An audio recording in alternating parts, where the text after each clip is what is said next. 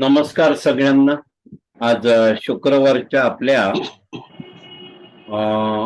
करमणुकीचा किंवा माहितीचा जो कार्यक्रम होतो त्या कार्यक्रमामध्ये सगळ्यांचं स्वागत आहे. आपल्या नेहमीच्या प्रथेप्रमाणे आपण शंखनादाने कार्यक्रमाची सुरुवात करूया. तर मी विनंती करतो आरतीताई प्रभुणे आणि विजय ढेंगे यांना की शंखनाद करूया. आरतीताई प्रभुणे.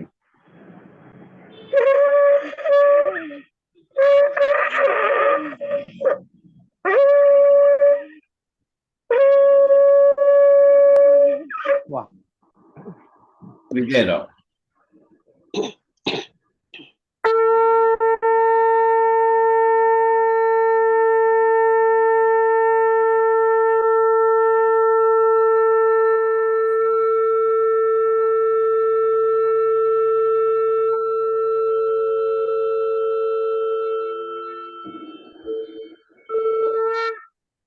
वा छान.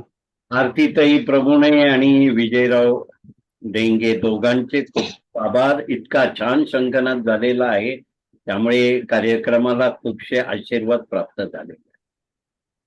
आजचा कार्यक्रम आहे ना तो अशा व्यक्तीचा आहे की जे म्हणतात माझ्याबद्दल मला बोलायला आवडतच नाही आणि कोणी माझ्याबद्दल बोललेलंही आवडत नाही असं बराच काळपर्यंत आडे वेडे घेऊन ते तयार आहेत, पण मनापासून तयार आहेत. कारण त्यांचा तो स्वभाव आहे, एकदा एखादी गोष्ट करायची मान्य केली की मग त्याच्यासाठी पूर्ण झोकून द्यायचं. तर आपण सुरुवातीला त्यांची ओळख डिजिटल माध्यमातून करून घेऊया आणि मग आपण परस्पर कार्यक्रमात जाणार आहोत.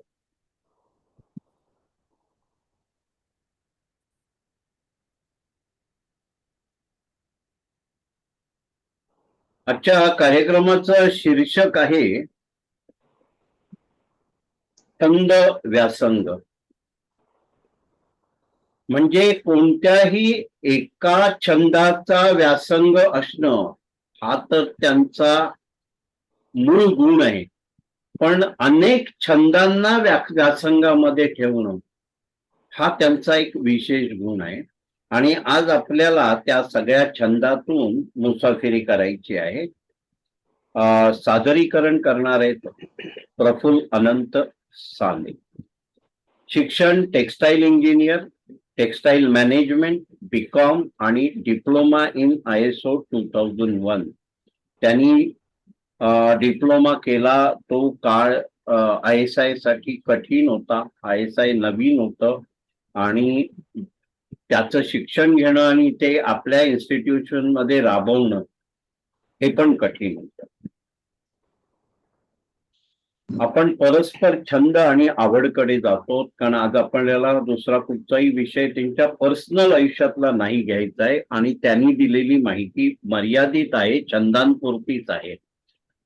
हा एक आपल्या सगळ्यांना अपरिचित त्यांचा छंद म्हणजे बुद्धिबळ आहे आणि हा त्यांचा विशेष आवडीचा छंद आहे. तर ती पण आपल्याला एक नव्याने ओळख होणार आहे श्री प्रफुल्ल साने यांची. तर बुद्धिबळ, विशेष आवड आणि अनेक बक्षीस प्राप्त आहे.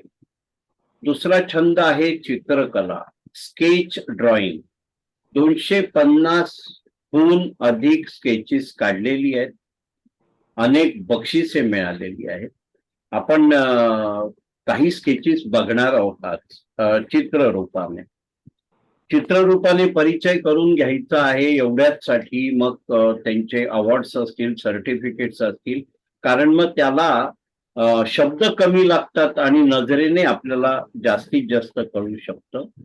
तिसऱ्या छंदावर आपण जातो आहोत, गायन. गायनच्या बाबतीत आपल्याला त्यांची ओळख आहेच आणि छान ओळख आहे. त्याच्यात त्यांचं आपल्याला सहकार्य पण होतं. स्वतःचा कराओके क्लब आणि 65 ते 70 स्टेज शोज त्यांनी केलेले आहेत. हा आपल्याला थोडा अपरिचित विषय एवढ्यासाठी की आपल्याबद्दल इतरांना सांगणे हा त्यांचा स्वभाव नाही आहे. आणि या आजच्या कार्यक्रमाच्या माध्यमातून आपल्याला ते ज्ञात झालेलं आहे. प्रश्न मंजुषा हा एक आगळा वेगळा छंद आहे. त्यांना बऱ्याच स्पर्धांमध्ये प्रथम क्रमांक प्राप्त केलेला आहे. लेखन हा आणखी एक छंद त्यांनी आता जोपासलेला आहे. गेल्या 3 वर्षापासून लेखनाकडे आकर्षित. लेख, कला, निबंध, कविता ही त्यांची आवड आहे. अनेक पुरस्कार व बक्षिसे मिळाली आहे. आणखी एक छंद गझल गायकी. सध्या गझल शिकत आहेत. आपल्याकडे वेगवेगळी म्युझिकल इन्स्ट्रुमेंट जोपासणारे आहेत, वेगवेगळ्या कला जोपासणारे आहेत. पण प्रफुल्ल साने यांच्या कला बघितल्या त्या विविध अंगी आहेत, विविध दिशेच्या आहेत. आणि प्रफुल्लजी, आम्हाला खूप आदर आहे तुमच्याबद्दल की एवढ्या सगळ्या कला तुम्ही छान एका सम प्रमाणात, सममापात सांभाळतायत. तर जीवनातील आनंददायी संधी ही कोणालाही आनंददायी आहे, ती पण साहित्यातली आहे. ती त्यांना प्राप्त झालेली आहे. 96वे अखिल भारतीय मराठी साहित्य संमेलन वर्धात इथे जे झालं, त्यांना कविता सादरीकरणाची संधी मिळाली होती. आणि त्याचा फोटो एकमेव मी तुम्हाला अगोदर दाखवणार आहे.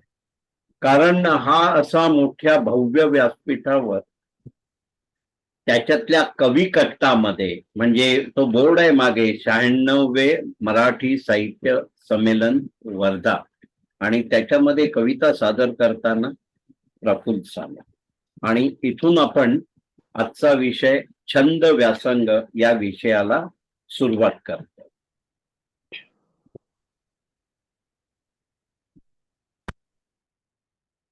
तर प्रफुल्लजी, असा एक छानसा प्रश्न राहतो की बुद्धिबळ हा, मगाशी मी म्हटल्याप्रमाणे, आपल्या दिलासा विरंगुळा केंद्राच्या ग्रुपसाठी हा नवीन विषय आहे. पण हा तुमच्या खूप आवडीचा आहे आणि खूप काळ तुम्ही तो जोपासलाय. त्याच्याबद्दल जरा सविस्तर सांगा. हा, सुरुवातीला हवं तर बुद्धिबळाकडे तुम्ही कसे वळलात, इथून सुरुवात करा. हा प्रकृती. सर्वांना नमस्कार. नमस्कार. आदरणीय खानोलकर सर आणि उपस्थित सर्वांना माझा नमस्कार. मी थोडस लिहून आणले, कारण कधीतरी विसरायला होतं काहीतरी, म्हणून मी लिहून आणलंय. बर. खरं सांगायचं तर सर बोलले त्याप्रमाणेच की माझ्या छंदाबद्दल माझ्याकडूनच काही सांगणं याचा मला फार संकोच वाटतो. आणि या बऱ्याचशा मातब्बर हस्तींसमोर, लोकांसमोर बोलताना बरंचसं दडपण येतं. सर्व थोरांचे आशीर्वाद घेतो आणि मग सुरुवात करतो. लहानपणापासूनच बुद्धीला चालना देणाऱ्या गोष्टींमध्ये मला विशेष रस होता. म्हणजे कोडी सोडवणं, अंकगणित इत्यादी. त्यातच बुद्धिबळाची भर पडली. वाडीमध्ये गणेशोत्सवामध्ये छोटी बुद्धिबळ स्पर्धा झाली, तेव्हा मी 6वी-7वीत असेल. मी पहिल्याच फेरीत हरलो. बघा, मी पहिल्याच फेरीत हरलो, परंतु त्या खेळाडूने रात्री आमच्या घरी येऊन माझं कौतुक केलं व मला बक्षीस दिलं. बक्षीस होतं एक स्टीलचा चमचा. त्यावेळी त्याची किंमत खूप होती. मला खूप आनंद झाला होता. आमच्या घरचं वातावरण कडक शिस्तीचं होतं, तरी सुद्धा वडिलांना खूप आनंद झाला. अभ्यासाव्यतिरिक्त इतर गोष्टी काही करायच्या नाहीत. फक्त गीता श्लोक पठण स्पर्धेसाठी वडील मला हिंदू कॉलनी गणेशोत्सवात घेऊन जायचे, तेवढंच. पण मला बुद्धिबळाची गोडी लागली होती त्यावेळेपासून. अत्यंत महत्वाचे म्हणजे, हे खूप महत्वाचं आहे की आमच्या बाजूलाच एक 4 घरं सोडली की आपले बुद्धिबळातले, म्हणजे भारतातले बुद्धिबळातले पहिले नॅशनल चॅम्पियन पहिले नॅशनल चॅम्पियन श्री रामचंद्र सप्रे राहत आणि त्यांच्या घरी मोठे मोठे नावाजलेले खेळाडू यायचे. वा. आणि मग मला त्यांचे डाव असे खिडकीत उभे राहून बघायला लागायचे. मला बघायला मिळायचे, हा मला खूप मोठा आनंद होता. मी घाबरत जायचो वडील ओरडतील का म्हणून. पण बुद्धिबळाचे मी असं खास असं शिक्षण अजिबात घेतलं नाही. त्यावेळी आकलन शक्ती सॉलिड असते, म्हणजे 6वी 7वी 8वी ते 10वी 12वी पर्यंत ग्रास्पिंग पॉवर ही खूपच सॉलिड असते. त्यावेळेचे संबंध डावच्या डाव माझ्या लक्षात राहायचे. त्यांची विचार करण्याची शैली म्हणजे आप्पांची म्हणजे त्या रामचंद्र सप्रे यांची विचार करण्याची शैली मी आत्मसात केली होती. वा. मला बुद्धिबळाचे पुस्तकी ज्ञान अजिबात नव्हतं. मला त्यातलं लिहिणं वगैरे अजिबात माहित नव्हतं. 11वी नंतर सासमिरा या टेक्सटाईल कॉलेजमध्ये गेल्यावर दुसऱ्या वर्षी इंटर टेक्निकल इन्स्टिट्यूट चेस स्पर्धा झाली. तोपर्यंत मी माझ्या परीने मी हळूहळू ते चेस एक एक शिकत गेलो. आपल्याच घरी म्हणजे आपणच मूव्ह करायचो, त्याची मूव्ह आपण करायचो असं.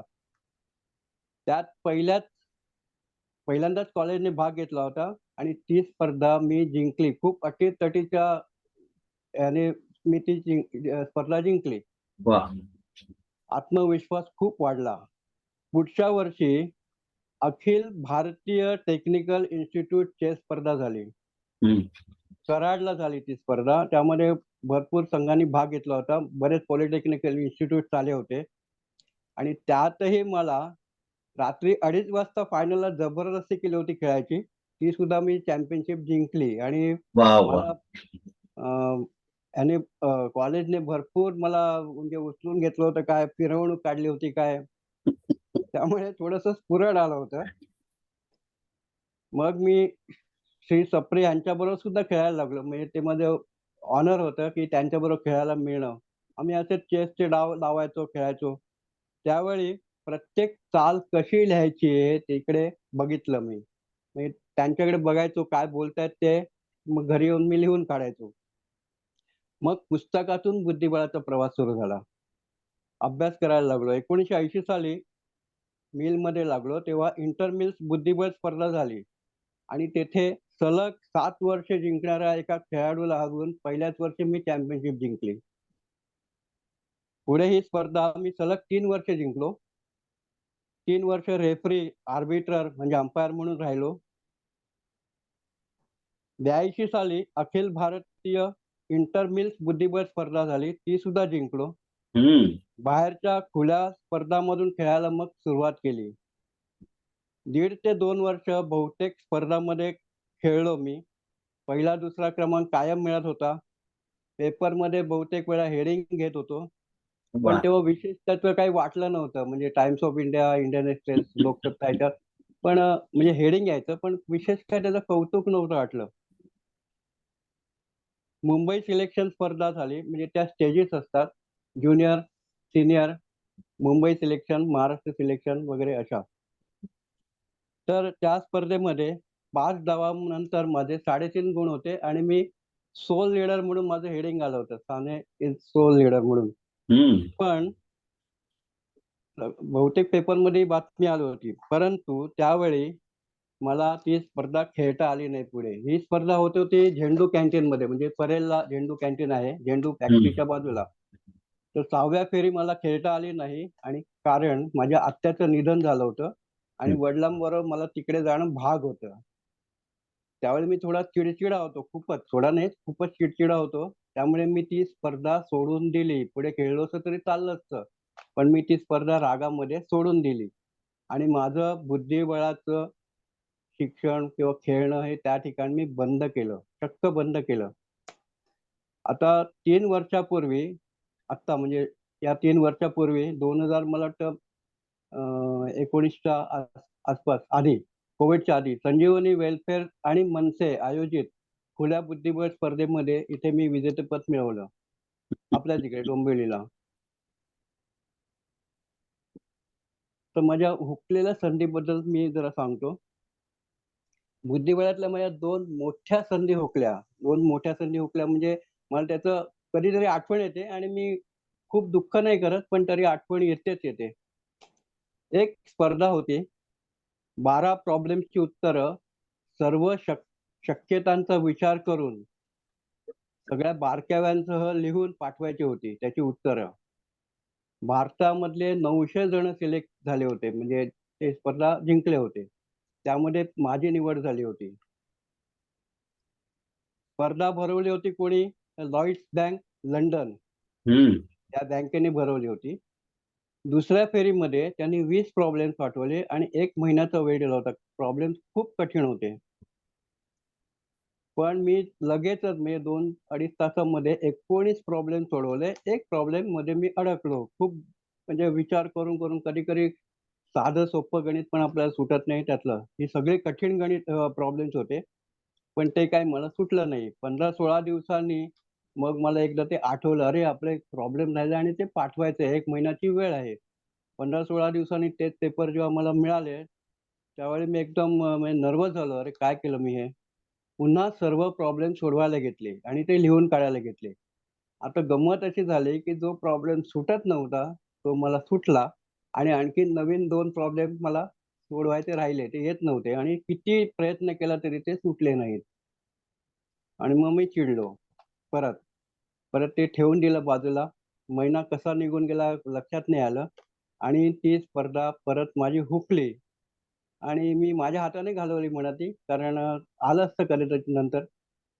पण या स्पर्धेचं महत्त्व हे होतं, मी मुद्दामून हे का सांगतोय, की त्यातील विजेत्याला म्हणजे ती सेकंड राउंड मी जर का जिंकलो असतो, तर म्हणजे 20वा प्रॉब्लेम सोडवला असता तर फायनलसाठी लंडनला त्यांनी आमंत्रण केलं होतं यायचं. बर.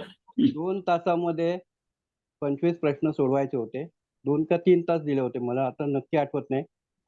भारतातून एकाचंही सिलेक्शन झालं नाही आणि सगळ्यात मुख्य म्हणजे ती स्पर्धा गॅरी कास्पारोव्ह या खेळाडूने जिंकली. तर गॅरी हम्म. कास्पारोव्ह हा खेळाडू त्याने हम्म. नंतरची 12 ते 15 वर्ष वर्ल्ड चॅम्पियनशिप जिंकली आणि पूर्ण बुद्धिबळाचं विश्व गाजवलं.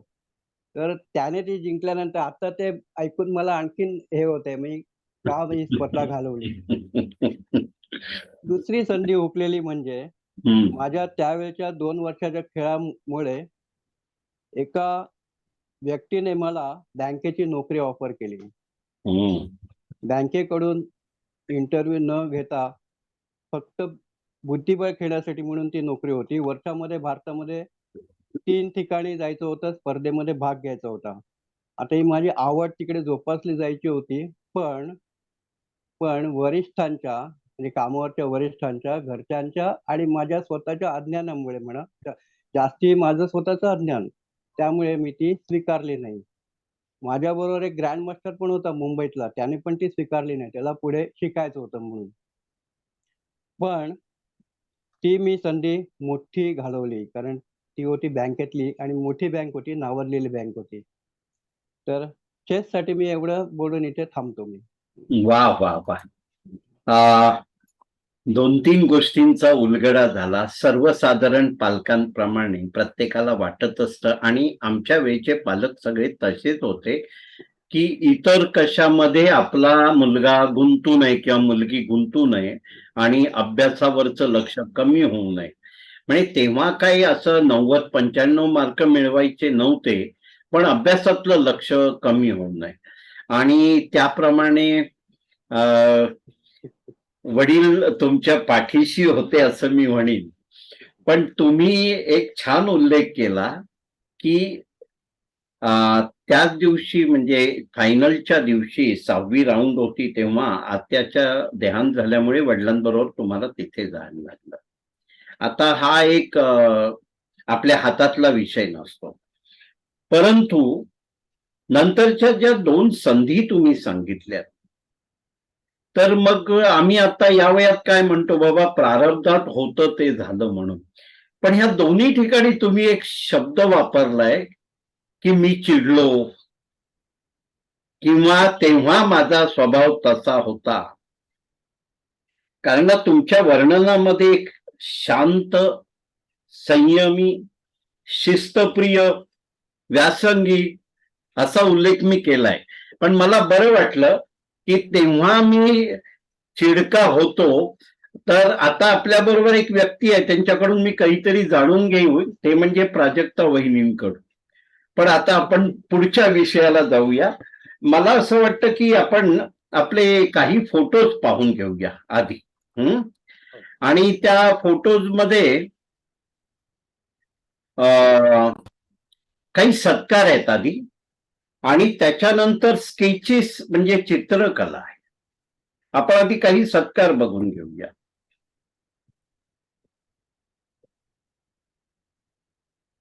इंटरमिल्स बुद्धिबळ महाराष्ट्र विजेता हस्ते उर्वी पिरामल. पिरामल ह्या त्या कंपनीच्या मालकीण असाव्यात. पण आपल्याला समोर प्रफुल्ल सानेंचं एक एकदम तरुणपणातलं चित्र दिसतंय. छान बरं वाटलं हा तुमचा तरुणपणातला फोटो बघून. ऑल इंडिया इंटरमिल्स बुद्धिबळ विजेता गृहमंत्री व कामगार मंत्री श्री गोविंदराव आदिक हा केवढा तरी मोठा सन्मान आहे त्या वयात मिळालेला. आणि आपला इंडिया रिप्रेझेंट करण्यासाठी तुम्ही सुटेबल होता. मगाशी जे तुम्ही सांगितलं की 20 पैकी 19 विषय मी खानोलकर सर आवाज नाही येत आहे.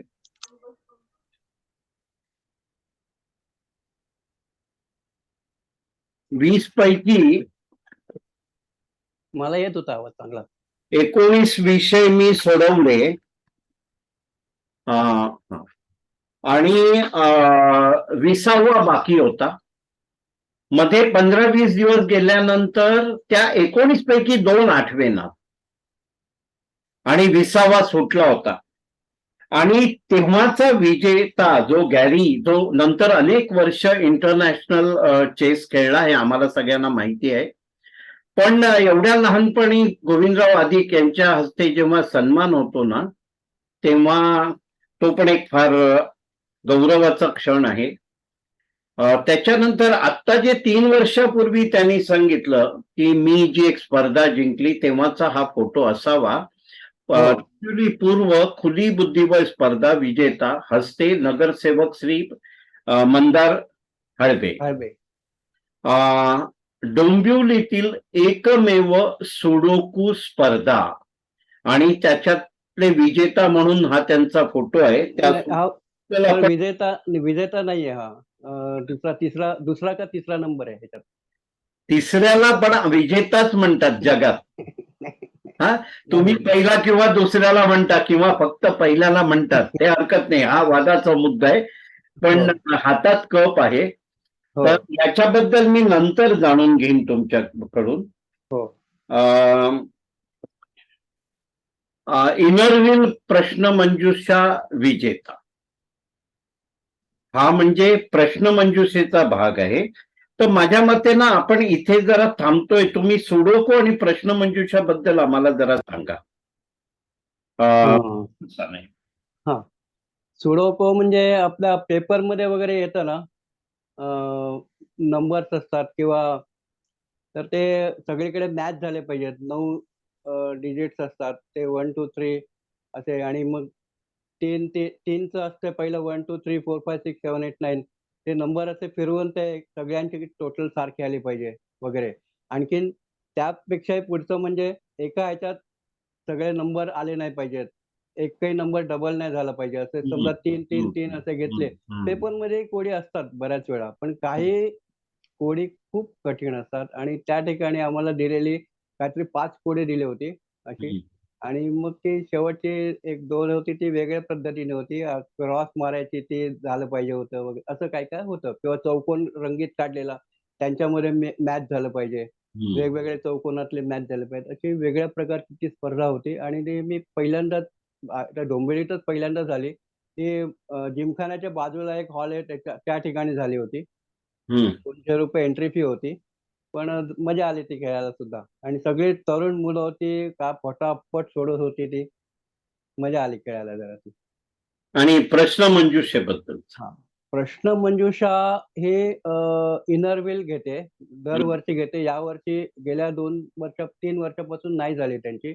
बर. यावर्षी त्यांना मी विचारलं घेऊ घेऊ असं म्हणालेत, पण आता वेळ निघून गेली ती. तर साधारण फेब्रुवारीमध्ये ती स्पर्धा घेतात आणि आपले कडचे पण म्हणजे आता आपटे सर पण होते एक वेळा. या येलापूरकर मॅडम होत्या. आपल्या ज्या फोटोमध्ये बाजूला दिसल्या त्या पण आपल्या ग्रुपच्या आहेत. त्या माझ्याबरोबर एकदा विनर मध्ये त्या होत्या जोडीला. वीणा व्होरा म्हणून मॅडम आहेत त्या. बर. आपल्या ग्रुपमध्ये आहेत त्या. आणि आहेत बरेच जण आहेत खेळायला. पण ती स्पर्धा होते ते आधी विषय देतात. अगदी वेगवेगळे विषय देतात. समजा खेलो इंडिया खेलो दिला विषय, तर त्यामधले काही प्रश्न विचारतात. तर असे काही काही विषय देतात. ऑलिम्पियाड म्हणजे डिसेबल्ड लोकांसाठीच आहे त्याच्यावरती प्रश्न असतात. कधी एखाद दुसरा प्रश्न वगैरे असं काय काय देतात ते प्रश्न. तर त्यामध्ये गेल्या वर्षी म्हणजे त्या व्होरा मॅडम असताना एक मोठं हे झालं की पहिले ते 20 प्रश्न देतात. 25 प्रश्न होते यावेळी. तर 25 प्रश्नापैकी सिलेक्शन करण्यासाठी म्हणजे काही गाळ काढतो आपण एलिमिनेशन करतो पहिल्यांदा. तर त्यासाठी ते लेखी प्रश्न दिले होते आणि ते सोडवायचे होते आणि मला ते इतके कठीण जात होते. मी म्हटलं हे काय त्यांनी काढले नवीन. पण मी 4-5 प्रश्नांची उत्तरं मात्र ते तुपका मारतात ना तसं अंदाजाने लिहिली होती. त्यामध्ये 25 पैकी 24 प्रश्न माझे बरोबर आले उत्तरं आणि त्यांनी बोलून सांगितलं अरे वा म्हणून. मी पण एकदम खुश झालो होतो तेव्हा आणि तेव्हा मी ती जिंकली होती स्पर्धा. त्या व्होरा मॅडम पण बाजूला होत्या. पण सलग 3 वर्ष मी पहिला नंबर काढला तिकडे. त्याच्या आधी दुसरा, तिसरा आणि कन्सोलेशन वगैरे असं घेतले होते. 6 वर्ष मी भाग घेतला. 6ही वर्ष बक्षीस मिळवलंय त्याच्यामध्ये. पण ते प्रश्न असे भयानक असतात की स्क्रीनवरती काय काय दाखवतात त्यावरती प्रश्न विचारतात की ह्याने कुठल्या वर्षी ते जिंकलं आहे ऑलिम्पिकचं मेडल. आपला पहिला कोण नीरज चोप्राचं वर्ष सांगा कधी त्यांनी जिंकलं ते किंवा पहिला कोण असे एक एक पहिले आपले भारताचे जे 2 वेळा एव्हरेस्ट सोडून गेले तिचं नाव सांगा वगैरे असं काही प्रश्न विचित्र असतात कधीतरी. पण त्यामुळे अभ्यास करूनच जायला लागतं. ठीक आहे. आता हे सुडोकू म्हणा किंवा प्रश्न मंजुषा म्हणा आणि आम्हाला माहित असलेलं अंताक्षरी स्पर्धा म्हणा, तर किंवा मगाशी तुम्ही चेसचा अनुभव सांगितला, तर याच्यातून एक गोष्ट अशी नक्की कळते की जे कठीण आहे त्याच्यातला अभ्यास करायचा, त्याचा किस काढायचा, त्याच्यात किडा बनायचं, पण त्याच्यानंतर उद्दिष्ट ठेवायचं की पहिला यायचं. हे सगळं एक अख्खं पॅकेज तुमच्याकडे आहे. हे तुमच्या स्वभावात आहे, तुमच्या वृत्तीत आहे, तुमच्या पात्रतेत आहे, क्षमतांमध्ये आहे असं दिसतंय. आपण पुढच्या फोटोंकडे जरा जाऊया. तर इनरव्हील प्रश्न मंजुषा विजेता तेव्हाचा फोटो आहे. आणि त्या बाजूला दिसतात त्या व्होरा मॅडम आहेत आपल्या बाजूला आहेत ना या इथे. होय होय होय होय. हो हो. हे सगळे ग्रुपमध्ये आहेत. रोटरी क्लबचा जो इनरव्हील क्लब आहे त्याचे मेंबर असल्यामुळे मी सगळ्यांना ओळखतो. हा, मागे आहेत त्या गणेशच्या मिसेस आहेत. तर हा किती मोठा महान फोटो आहे एखाद्या अशोक पत्की सारख्या संगीतकाराकडून आपल्याला सन्मान मिळणं. आणि हा आमच्यासाठी खूप मोठा सन्मान तुम्हाला मिळालेला आहे. आपल्याकडे संगीत हा विषय आपण जोपासतो. वर्धा इथे अखिल भारतीय साहित्य संमेलनामध्ये अध्यक्ष राजन लाखे यांच्या बरोबर हा फोटो आहे त्यांचा. इथे मी एक विशेष उल्लेख करेन, एक चालेल का? होय, करा ना. हा, तर ते राजन लाखे सर आहेत ते त्या कविकट्ट्याचे अध्यक्ष होते तिकडे. आणखीन ते पिंपरी चिंचवड या अखिल भारतीय साहित्य आपल्या साहित्य परिषदेचे पिंपरी चिंचवडचे अध्यक्ष आहेत.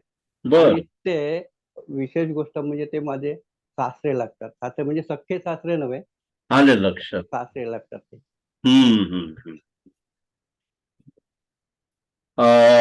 हा पण तिकडचाच फोटो आहे, तिकडे सन्मान घेतानाचा. हा एक सत्कार स्वीकारतानाचा फोटो आहे त्यांचा. आता आपण चित्रकलेकडे जातो. काही भाग चित्रकलेचा आपल्याला माहिती आहे, तर आपल्याला त्यांचे काही स्केचेस बघायचे आहेत. त्यातली एक 4-5 स्केचेस आपल्या सगळ्यांना परिचित आहेत. माझी चित्रकला ह्या सदराखाली भाजपने जे स्पर्धा घेतली होती त्याच्यामध्ये यांना प्रथम पारितोषिक मिळालं होतं.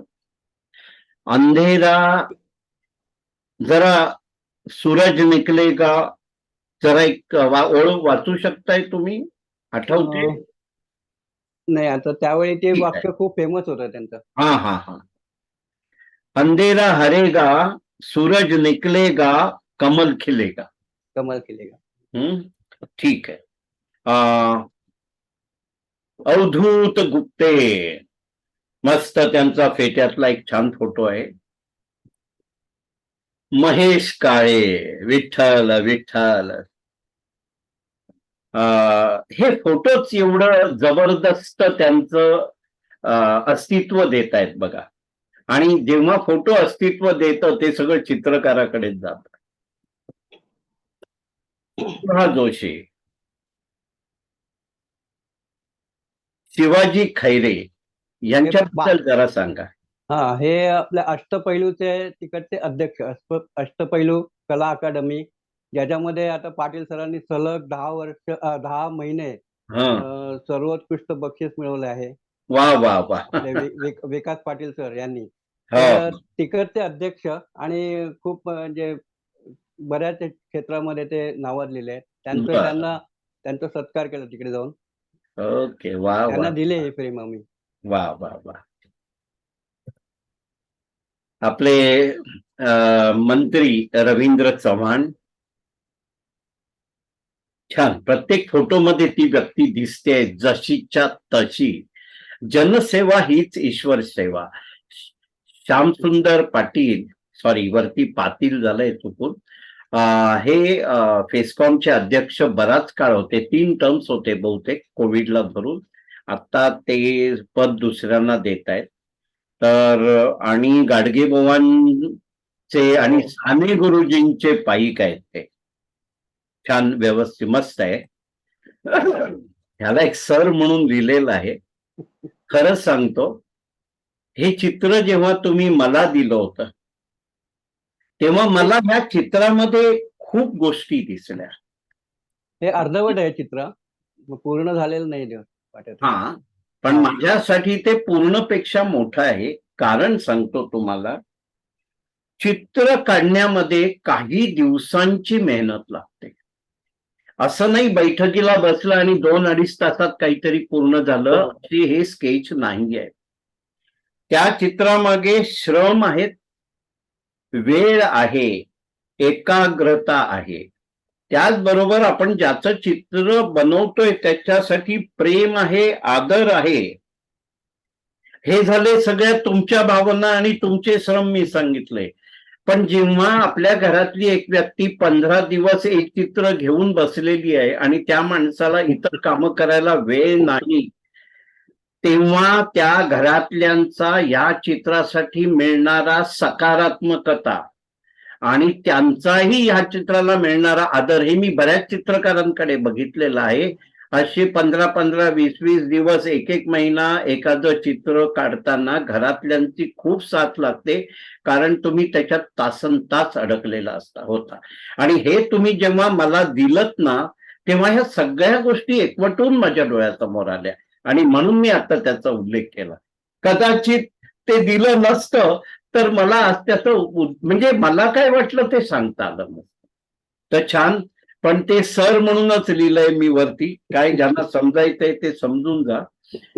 मीराताई कुलकर्णी ह्या आपल्या आता फेस्कॉमच्या कमिटीवर पण आहेत आणि आपल्या टिळकनगर ज्येष्ठ नागरिक संघात, सॉरी सिनियर सिटीजन संघात आहेत. आपलेही सभासद आहेत, बरेचदा फोन करतात. हे एक छान व्यक्तिमत्व आहे. त्याच्याबद्दल काय सांगणार? दिलासा विरंगुळाच्या हृदयस्थ अपर्णाताई चिटणीस. पुढे जाऊया. हे नाव पाटील सरांनी सुचवलं वरचं. खूप मिस करतोय. मुख्य म्हणजे शुक्रवारचा कार्यक्रम, पण त्यांनीच तो नेटीने सुरुवातीपासून धरला. आपण प्रत्यक्ष करत होतो तेव्हा पण त्याचा अटेंडन्स बघायचे 40-45 झालाच हो. पाहिजे असं. नंतर आपण ऑनलाईनला होतो, त्याच्यासाठी दूर दूरहून वक्ते आणायचे. म्हणजे एरवी ते दिलासा विरंगुळा केंद्राचं सगळंच बघायचे, पण हा त्यांचा एक हातखंड होता आणि सगळ्याचा रेकॉर्ड असायचा त्यांच्याकडे. दीपाली केळकर, दीपाली केळकर एक निवेदक, सूत्रसंचालक, मुलाखतकार, वृत्तनिवेदक, निरूपणकार वगैरे असं त्यांचं वर्णन आहे. शब्द सम्राज्ञी म्हणून त्याला तुम्ही खाली लिहिलेलं आहे.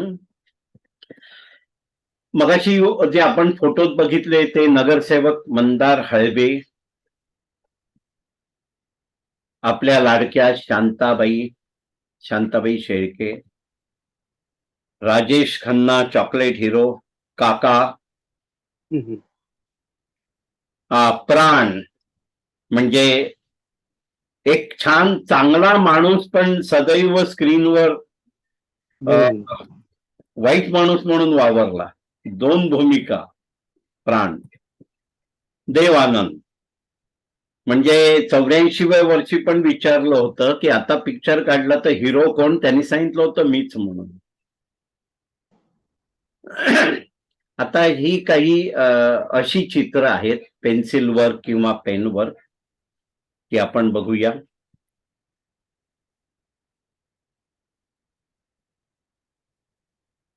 राधेश्याम, परत राधेश्याम.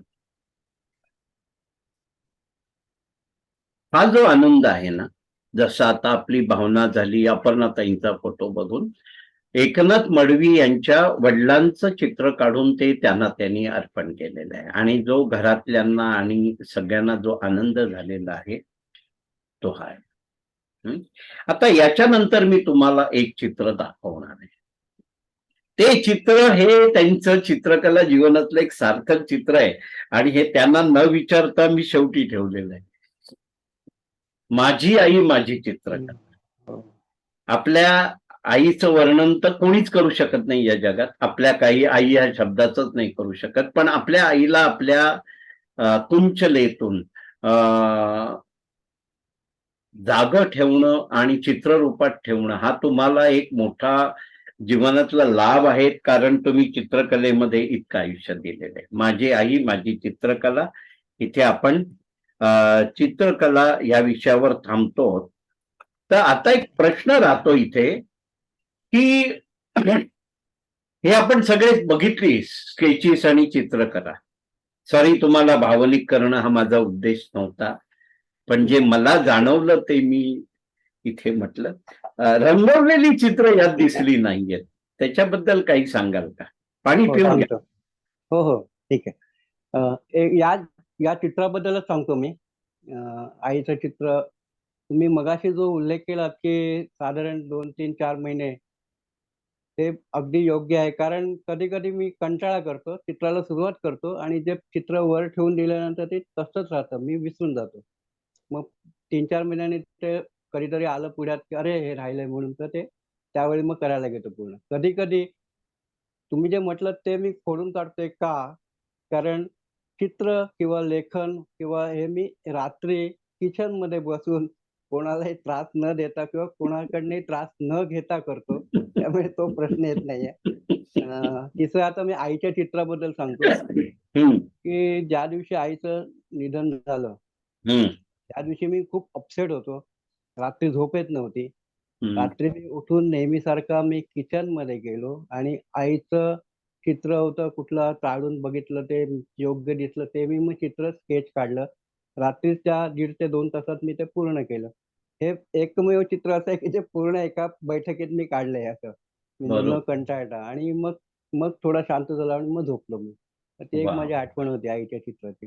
छान छान छान. तुम्ही बोलात ते बरोबर आहे की मी रंगवलेले चित्र नाही. तर थोडस एक मानसिक दृष्टिकोन होता की रंग घ्यायचे वेस्ट, म्हणजे रंग किती वापरायचे, कुठे वापरायचे याचं मी जास्ती खोलात गेलो नाही त्याच्यात. आणि वेस्ट होतं हे कल्पना डोक्यात बसली होती. आपलं पेन्सिलने घेतलं की काय पेन्सिल त्याला काही जास्ती खर्च येत नाही, काही नाही. आर्थिकदृष्ट्या मी म्हणतोय, की बरोबर. पेपर घेतला आणि पेन्सिलने चित्र काढलं की संपलं. परत तीच पेन्सिल दुसऱ्या पेपरवरती वापरता येते. एक रबर लागतं एवढंच, बाकी काही हं, नाहीये. हं. तर रंग आणायचे म्हणजे ते म्हणजे त्याचं पूर्णपणे वेस्ट होणं हे माझ्या डोक्यात ते पटत नव्हतं मला आणि मी त्याचा प्रयत्न पण नाही केला. शेवटपर्यंत मी प्रयत्न नाही केला. आता तर वाटतंय, की करायला हवं होतं. कारण मुलगी चित्रकला सुरू केली मुलीने हं. आणि ती रंगवायला लागली काही चित्र. तिचं बघून मी पण 1-2 चित्र त्या रंगवायचा प्रयत्न केला आहे. वाह! वाह! वाह! हं. तर मी चित्रकलेवरती सांगतो तुम्हाला काही थोडं. बोला ना. चित्रकलेची सुद्धा मला लहानपणापासूनच आवड होती. हं. शाळेमध्ये आम्हाला या विषयासाठी शिक्षक नव्हते. हं. ड्रॉइंगच्या 2 परीक्षा दिल्या. त्यामधलं थिअरीचा भाग 0. थिअरी काय माहिती कारण शिक्षकच नव्हते. पण बाकीचे जे म्हणजे नेचर ड्रॉइंग किंवा स्टील ड्रॉइंग वगैरे त्याच्यामध्ये मी पास होत गेलो. दोन्ही परीक्षा पास झालो. हळू माझा कल स्केच ड्रॉइंगकडे गेला. म्हणजे फक्त पेन्सिल, रबर आणि पेपर एवढ्यापुरताच मर्यादित राहिला. चेहऱ्यावरचे भाव, नाक आणि डोळ्यांची ठेवण यामध्ये मला खूप इंटरेस्ट होता. म्हणजे त्यांचं डोळे कसे असतील, डोळे जवळ आहेत का डोळे, लांब आहेत का, नाकाची ठेवण कशी आहे, बसती, वट वगैरे ते सगळं त्याच्यातनं येतं. बाकी ते केसाची ठेवण वगैरे आपण जनरली बघतोच. पण हे वेगळं मला ते त्यातनं फक्त डोळ्यावरती पण काही चित्र ओळखायला यायला पाहिजेत वगैरे असं. काही मी बऱ्याच जणांचे स्केचेस काढले. बऱ्याच म्हणजे बऱ्याच. म्हणजे मी 250 उल्लेख केलाय, पण खूपच जास्ती मी काढले स्केचेस. काही जणांच्या त्यांच्या स्केचेसच्या मी फ्रेम्स बनवल्या आणि त्यांना त्या भेट म्हणून वाढदिवसाला वगैरे दिल्या. तर त्यामध्ये मला खूप आनंद मिळायचा. एक प्रसंग सांगतो मी आता मुद्दामून उल्लेख उल्लेख करतोय. श्री अभ्यंकर कल्याणला राहणारे ते प्रसिद्ध चित्रकार. त्यांचे बाहेर हे चित्राचे प्रदर्शन वगैरे होतात. तर त्यांचा कथाकथन पण करायचे. तर कथाकथनाचा कार्यक्रम होता त्यांचा आणि त्यांना बोलवायला आम्ही गेलो होतो त्यांच्या घरी. त्यांचं घरातली जी सजावट बघितली, सगळे चित्र बघितली आणि त्याने मी खूप म्हणजे वेडा झालो होतो तिकडे बघून. आम्हाला हो म्हटलं, कथाकथन करतो. पण त्यांनी अट घातली, की मी काहीही स्वीकारणार नाही. अगदी नारळ, फूल सुद्धा घेणार नाही. काही द्यायचं नाही मला तर आणि तरच मी येईन. तर आम्ही शेवटी त्यांना ते ठरवलं. आता बाहेर घरी आल्यानंतर माझ्या डोक्यात सगळे विचार होते, काही घेणार नाहीत. मग मी त्यांचं स्केच काढलं. श्री अभ्यंकर यांचं स्वतःचं स्केच काढलं. एक मोठी फ्रेम केली त्याची हं. आणि समारंभामध्ये कथाकथनाच्या नंतर त्यांना ती भेट म्हणून प्रेझेंट म्हणून दिली त्यांना. हं, हं. त्यावेळी ते गप्प होते. काहीही बोलले नाहीत. म्हणजे अगदी निशब्द होते ते. पण त्यांच्या डोळ्यातले अश्रू सगळं काही सांगून गेले. अरे मला वाह! पावती देऊन गेले त्याचे. म्हणजे हं. डोळ्यात त्याचे अश्रू टपकले. ती मला त्यांची पावती होती माझ्या चित्रकलेची. आणि या चित्रकलेचाच वापर म्हणून मी भेट कार्डसाठी वगैरे पण करून घेतला आहे. बऱ्याच जणांना आपल्या पाटील सरांना पण आला असेल अनुभव. पण हं. याचा मी धंदा म्हणून कधी केला नाही. त्याच्यातनं एक पैसा घेणं हे मला चुकीचं वाटायचं. कुठलंही चित्र माझं मी विकत दिलं नाही. विकत घ्यायची इच्छा नव्हती. कोणी दिलं तर मला राग यायचा. म्हणजे असं काहीतरी हं. काही जणांनी त्यांच्या लग्नातले फोटो म्हणजे आता त्यांचं वय 70-75 असेल, तर त्यांच्या लग्नातले फोटो मला दिले. ते काढून द्या म्हणून सांगितलं आणि मग ते त्यांचा आनंद बघून मला खूप बरं वाटायचं, समाधान वाटायचं. अ, आत्ता जे उल्लेख झाला श्री अटल बिहारी वाजपेयी यांचं चित्र काढायचं होतं. हं. ते भाजपने खुली स्पर्धा ठेवली होती. तिकडे जे मधले जवळ-जवळ 12-15 जण होते. हं. जे स्कूल ऑफ आर्ट्समधून हं. शिकणारे. पण त्या ठिकाणी त्यांच्या समोर पेपर घेऊन त्यांनीच पेपर दिला होता. त्याच्यावरती हं. आपण चित्र काढायचं होतं आणि तिथे मी ते चित्र काढलं होतं आणि त्यात माझा पहिला नंबर आला होता. पी-व्ही-केमधील पण काही जणांची चित्र काढण्याचा मला मला संधी मिळाली आणि हं. ते मी माझं भाग्य समजतो. अगदी म्हणजे ढाके काका किंवा सबनीस सर वगैरे यांच्यापासून होय, होय, होय, मला होय, होय. मला खूप त्याचा खूप आनंद होत होता मला ते काढून. फक्त एक जरा रुखरुख लागली होती, की ढाके काकांनी मला अगदी बोलवलं होतं, "माझ्याकडे या भेटा, मला ते चित्र द्या. तुमच्यामुळे माझी ओळख वाढली" म्हणे पी-व्ही-केमध्ये. मला कोणी ओळखत नव्हतं वगैरे काय-काय सांगत होते मला ते. तर ते मला रुखरुख लागली होती, कारण ते त्यावेळी ते आपल्याला सोडून गेले होते म्हणून. हम्म. तर हे भाग्य लाभणं हे माझ्याकडे खूप होतं आणि मी चित्रकलेमध्ये एवढंच सांगतो. बाकी पुस्तक हम्म. एक छोटासा प्रश्न विचारतोय. मगाशी मी हां. जसा उल्लेख केला तासनतास आणि दिवसेंदिवस आपल्याला चित्र करायला लागतो. हां. पण काही जणांना ह्याच ज्ञान नसतं. प्रफुल्ल साने चित्र काढतात, आपण सांगितल्यानंतर काढून देतील. पण त्याच्या मागे जर त्यांना ही सगळ्या मेहनतीचं किंवा त्याच्यासाठी लागणारं डेडिकेशन जर कळलं नाही आणि दुःख झालं, असे क्षण तुमच्या आयुष्यात आले आहेत. हो, हो, हो. ते खूप आले. कसे हाताळता तुम्ही असं? नाही आत्ता सुद्धा आत्ता मला एक माझी अडचण सांगतो, की मला कधी-कधी म्हणजे आता जे आपले स्केचेस बघितली त्याच्यामध्ये दिसेल, की एखादी लाईन मारतो आपण. आता समजा हाताची लाईन आहे, तर ती हं, सलग गेली, सरळ गेली तर ती योग्य वाटते. हं, बोटाची आहे ती सरळ गेली अगदी तर ती हं, योग्य वाटते. हं, जर का ओव्हर हे करत 3-3, 4-4 वेळा ती लाईन एकच मारत गेलो, तर ती खडबडीत वाटते आणि म्हणजे ती सरळता येत नाही त्याच्यामध्ये. हं, आणि आत्ता सध्या काय होतंय, की आधी मारलेल्या लाईनीवरतीच माझं पेन जाईल. म्हणजे पेन वापरतो हां मी. हं, पेन्सिल बरोबर पेन हं, पण हं, वापरतो. हं. तर पेन त्या स्पॉटवरतीच जाईल याची मला गॅरंटी नसते. आणि त्यावेळी मग मी ते बंद करून ठेवून देतो. लिहिताना सुद्धा अक्षरं 2 प्रकारची वेगवेगळी येऊ शकतात म्हणून मी ते बंद करून ठेवून देतो. बरं. कधी-कधी नजरेचा पण प्रॉब्लेम आहे आणि हाताचा पण कधी हात अस्थिर राहायला लागला तर मग ते त्यावेळी मी थांबतो मग. चित्र हं, काढत नाही.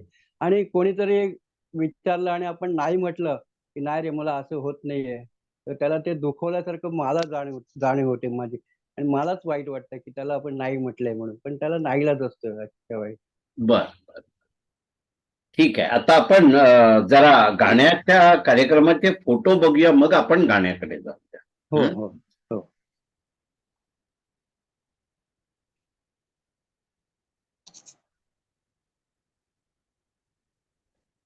गाण्याचे कार्यक्रम.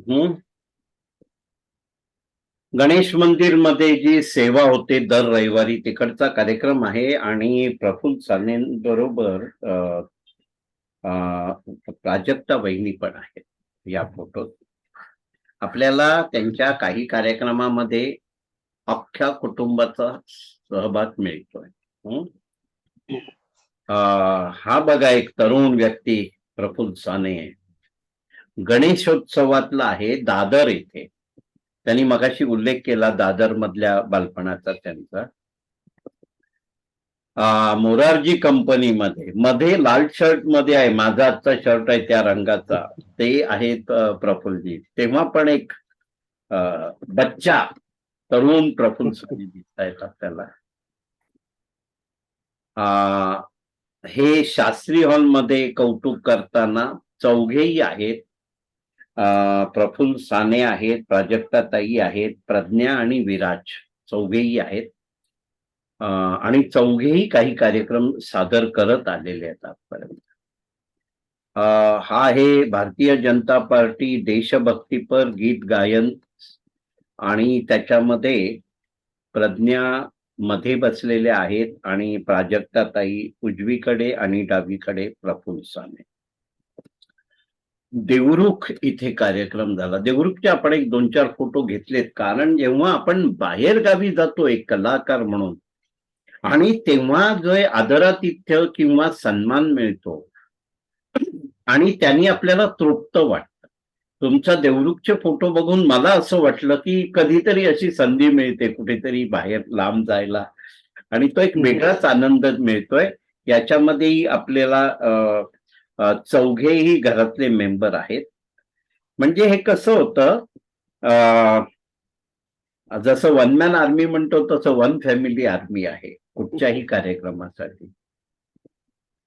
त्याच्यानंतर भरारी ही जी संस्था आहे, अस्थि व्यंग विकलांग संस्था, डोंबिवली म्हणजे आपल्या बदलापूर पाईपलाईन रोडला तिकडे आहे आणि त्यांच्या सेवेसाठी केलेला हा कार्यक्रम आहे. त्याच्यात प्रफुल्ल साने दिसत आहेत. हे बघा, प्रफुल्ल साने, प्रज्ञा आणि विराज. सर्वेश हॉल मधला कार्यक्रम आहे. सर्वेश हॉल मधला ऑडियन्स आहे त्याच कार्यक्रमाच्या वेळेचा. रघुवीर नगर ज्येष्ठ नागरिक संघ, तिथेही प्रज्ञा, प्रफुल्ल साने आणि प्राजक्ता ताई दिसत आहेत. टिळक नगर मधला हा कार्यक्रम आहे. दत्तनगर मधला हा कार्यक्रम आहे. दत्तनगर उत्कर्ष मंडळ असावं, कारण दत्तनगरचं फार जुनं आहे आणि आपले रमेश पाटील त्या मंडळात वर्षानुवर्ष ऍक्टिव्हली काम करणारे आहेत.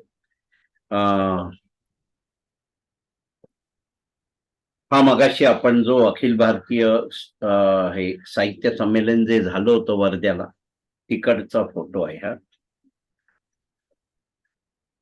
हा मी परत ठेवलाय, कारण ना हा फोटोमध्ये माझं काही पोट भरलं नव्हतं एके ठिकाणी, त्यामुळे संगीताच्या संबंधित हा फोटो ठेवलाय. नंतर आपण पुरस्कारांकडे जाणार आहोत. मी संगीताबद्दल सांगा, पण माझ्या मनात एक गोड प्रश्न सतत आहे की सगळ्या फोटो बघितल्यानंतर कळतंय की तुम्ही तरुणपणापासून एक गायक आहात. बुद्धिबळामध्ये तुम्ही बालपण सांगितलं, पण दिसतंय की तुम्ही तरुणपणापासून गायक आहात. तर तेव्हा म्हणायचे वा प्रफुल्ल साने तुम्ही छान गाता हो, असं म्हणायचे लोक. नंतर तुम्ही प्रज्ञाला गाणं शिकण्याच्या प्रवाहात आणलं आणि लोक म्हणायचे की साने ही तुमची मुलगी आहे, प्रज्ञा छान गाते हो. आणि सूर नवा ध्यास नवाच्या या रियालिटी शोच्या फायनलला जेव्हा प्रज्ञा होती, म्हणजे फार दुर्दैव आहे की ती विजेती झाली नाही, मग आपण धरूया ती दुसऱ्या नंबरला आली. त्या कार्यक्रमाच्या आधी एवढा प्रचार झाला होता डोंबिवली आणि या भागामध्ये की ही डोंबिवलीची कन्या आहे प्रज्ञा साने म्हणून. तेव्हा लोक म्हणायचे की प्रज्ञाचे बाबा तुम्ही, तर हे मी गायक, तुमची मुलगी प्रज्ञा छान गाते आणि प्रज्ञाचे तुम्ही बाबा. आपल्याला आपल्या मुलांवरून जेव्हा ओळखलं जातं त्याच्यासारखा आनंदाचा आणि गर्व वाटणारा क्षण नाही. ते अगोदर सांगा आणि मग तुम्ही जरा आम्हाला गाण्याच्या प्रवासाबद्दल सांगा. हो नक्की.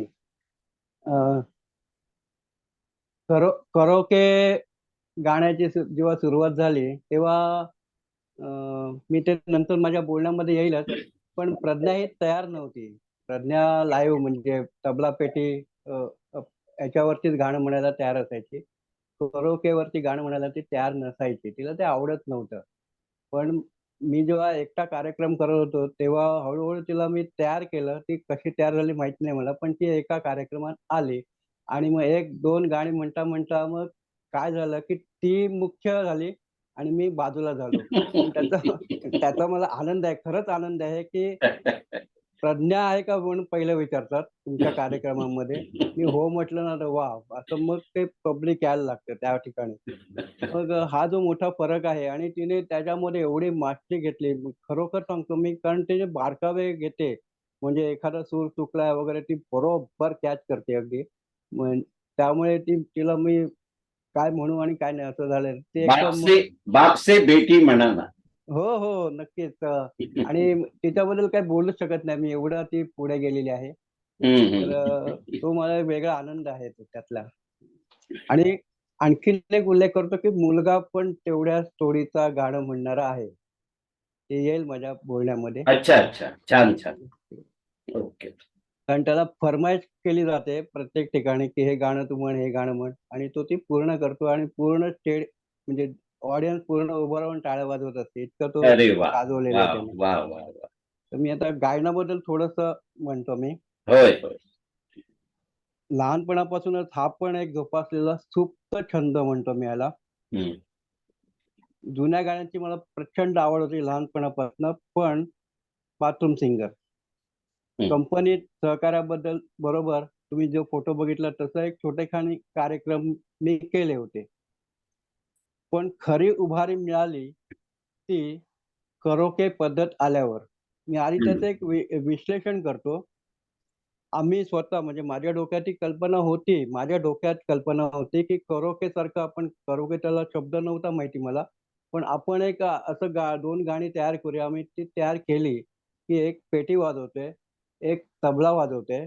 तेवढे 2च इन्स्ट्रुमेंट आणि ते रेकॉर्ड करून घ्यायचं आणि ते कोणी आपल्याकडे साथीला नसेल, तर ते म्युझिक वाजवून आपल्याला गाणं म्हणता आलं पाहिजे. हे माझ्या डोक्यात बरेच म्हणजे 1-2 वर्ष चालू होतं. तसे आम्ही 2 गाणी तयार पण केली होती. थोडा त्रास झाला त्याला. पण त्या पेटीमुळे तो तबला त्यावेळी ठेका घेऊन वगैरे व्यवस्थित झालं होतं ते. पण नंतर करोके ऑडिओ सिस्टम आली म्हणजे ऑडिओ कॅसेट्स यायच्या त्याच्या आणि ऑडिओ कॅसेट्स आल्यानंतर त्यावेळी ऑडिओ कॅसेट्स वरती मी पहिला कार्यक्रम 1998 साली केला. मड आयलंड येथे केला तो कार्यक्रम. आणि तो प्रकार सर्वांना एवढा आवडला म्हणजे मी कार्यक्रम करायचा वगैरे असं माझ्या डोक्यात नव्हतं. पण ते होत गेलं पुढे. सगळ्यांनी आणखीन म्हणा, आणखीन म्हणा म्हणत गेले आणि तो एक मोठा झाला कार्यक्रम. 1 तासाच्या वर झाला कार्यक्रम. हं. आणि सर्वांना तो कार्यक्रम एवढा आवडला, ती गाणी एवढी आवडली. बाजूला खेळणारी सगळी जी मंडळी होती त्या मड आयलंडवरती, ती सगळी मंडळी मॅच वगैरे सोडून, त्यांचं खेळणं सोडून जवळ-जवळ 70-80च्या ग्रुपने सगळी जमा झाली वाह, वाह, आणि वाह! तो आनंद मला खूप काही-काही देऊन गेला. त्यामध्ये काही गाणारे पण होते. ते पुढे आले आणि मी गाणं म्हणून बघू का म्हणाले. त्यांनी म्हणून बघितलं आणि त्यांना ते काही जमलं नाही. त्यामुळे ते आणखीन माझं हे वाढलं म्हणजे महत्त्व वाढलं तिकडे. हं. अ, नंतर साधारण 1988 ते 2007-08 म्हणजे एवढ्या वर्ष गॅप पडले. मी मिसेसकडे याबद्दल बोललो होतो, की ही पद्धत नंतर सगळीकडे पसरली जाईल. आपल्याला आत्ता कार्यक्रम करण्याची संधी आहे. आपण एक कार्यक्रम करू शकतो ह्याच्यावरती. तर सगळे हं. जिथे-जिथे मिळेल तिकडे आपल्याला कार्यक्रमाचा चान्स मिळेल. हं. पण मधली वर्ष अशी शांत गेली. हं. 2008 7 आणि 8 साली ज्येष्ठ नागरिक संघामध्ये मी काही गाण्याचे कार्यक्रम स्वतः एकट्याने कार्यक्रम करायचे घेतलं हातामध्ये. मिसेसची साथ होतीच माझ्या. पण खूप कार्यक्रम त्यावेळी मिळत गेले आम्हाला. हं. सुरुवातीला मुलीने प्रज्ञाने म्हणजे कराओकेवर गाणं म्हणण्यास नकार दिला होता. मग उत्सुकता म्हणून तिने सुरू केलं आणि तिने ते जिंकलं. म्हणजे अक्षरशः जिंकलं म्हटलं मी, की पुढे मुलगी आली, की मी बाजूला असायचो आणि मग हळू मुलगा पण आला, की मी पूर्णपणे बाजूला झालो. आम्ही तिघं मिळून कार्यक्रम करायला लागलो. आम्ही स्वतःचा करोके क्लब स्थापन केला. म्हणजे ती हिंमत नव्हती तेवढी. पण करोके क्लब म्हणजे काय? क्लब म्हणजे असं हे नाही, की कुठे जागा आहे वगैरे काही नाही. आमचं घरच होतं ते.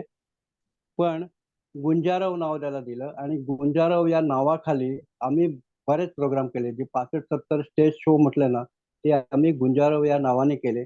अगदी मोठे-मोठे शो केले त्याच्यामध्ये. हं. मिसेस प्राजक्ताने त्यावेळी निवेदनाची जबाबदारी स्वीकारली. पूर्णपणे निवेदन ती करायची.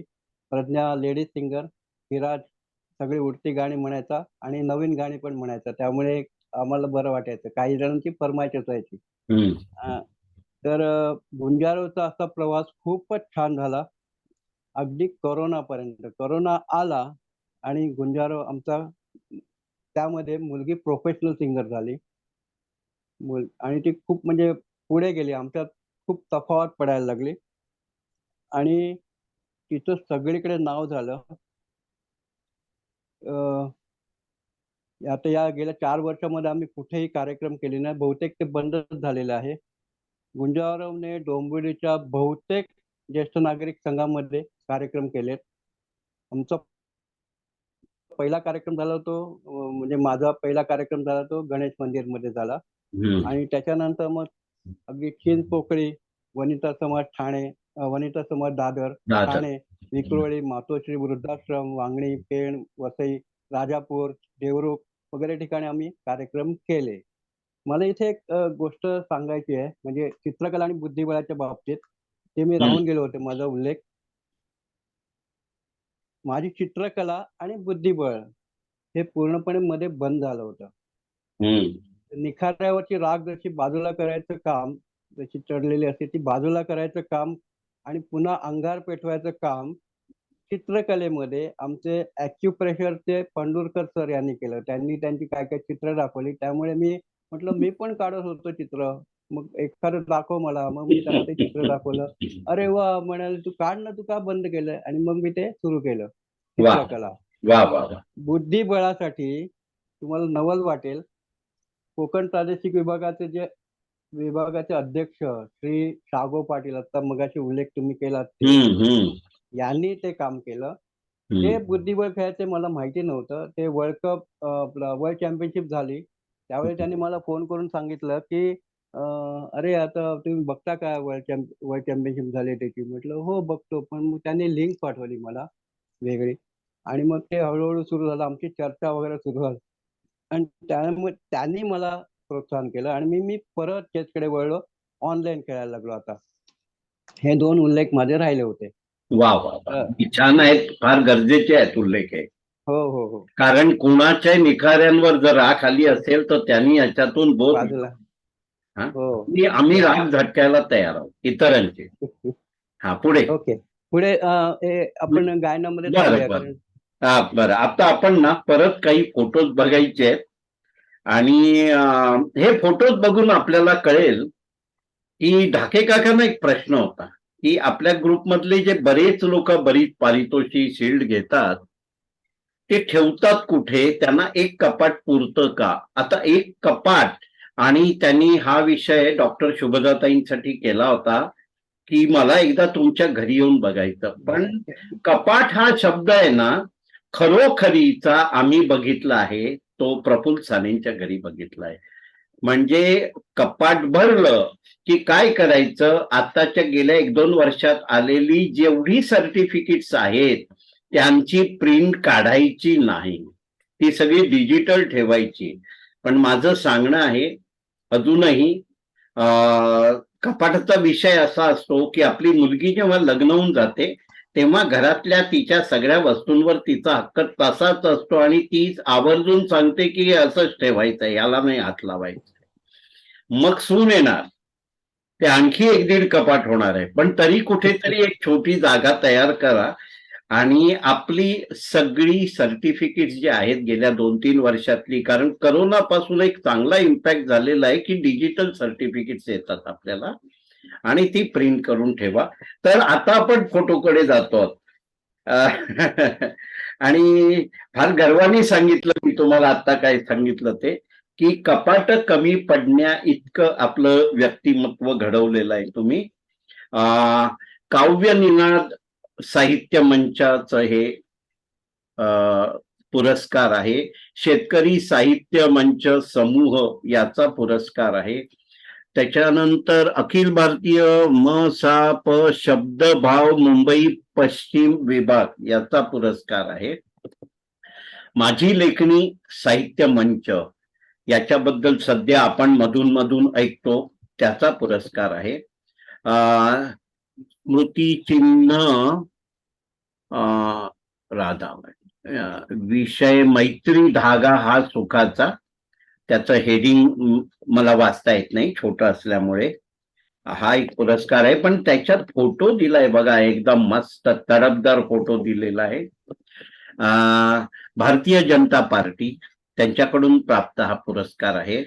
माझी लेखणी साहित्य समूह छावा चारोळी मंच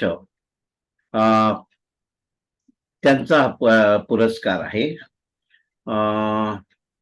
अष्टपैलू काव्य लेखन राज्यस्तरीय गौरव पुरस्कार आहे. काही सत्कार आपण बघणार आहोत. फेस्कॉम आयोजित निबंध स्पर्धा कार्यक्रमात आहे. फेस्कॉम आयोजित निबंध स्पर्धा नांदेड, तिकडचा हा सर्टिफिकेट आणि पुरस्कार दोन्ही आहे तिकडे. सन्मानपत्र शहापूर कवी संमेलन, तिकडचं पण सन्मानपत्र आणि मोमेंटो आहे. कलाश्रम श्री विजय गोखले यांच्या हस्ते त्यांचा सन्मान आहे, सन्मानपत्र आहे. खासदार श्रीकांत शिंदे आणि नगरसेवक मंदार हळबे या पिक्चर मध्ये दिसत आहेत. मध्ये फूल घेतले ते प्रफुल्ल साने आहेत. त्यांच्या उजवीकडे ग्रे शर्ट मध्ये आहेत ते खासदार श्रीकांत शिंदे आहेत आणि डावीकडे लेमन येलो टी शर्ट मध्ये आहेत ते मंदार हळबे आहेत. सत्कार स्वीकारताना लोक सत्यवाणी मागे बॅनरवर आहे. श्याम सुंदर पाटील यांनी शागो पाटील म्हटलंय, त्यांना तसंच उल्लेखलं जातं पण मी त्यांना श्याम सुंदर पाटील म्हणतो. त्यांच्या हस्ते पुरस्कार घेताना आहे. मराठी ग्रंथ संग्रहालय ठाणे तर्फे हा पुरस्कार आहे, सॉरी सर्टिफिकेट आहे. भाजप स्पर्धा जे मगाशी उल्लेख केला की व्हीजेटीआयची 20 मुलं होती आणि तिथे प्रफुल्ल साने गेले, त्यांनी कागद दिला आणि तिथे त्यांनी जे साकार केलं तो हा प्रथम क्रमांक प्राप्त आहे त्यांना. देवरुख इथे सत्कार स्वीकारतानाचे 2 फोटो आहेत. हा एक फोटो आहे, छान वाटतंय, मागे छान सुपारीची आणि नारळाची झाडं आहेत आणि असं स्टेज केलेलं आहे. आणि गुंजारव तुम्ही जे म्हणालात ना, हा माझ्या मनात प्रश्न आला होता की आपल्या सर्व्हिस हॉल मधल्या बॅनरवर पण गुंजारव आणि देवरुखला पण आहे, तर मी कुठे मिस्टेक गफला केलाय का?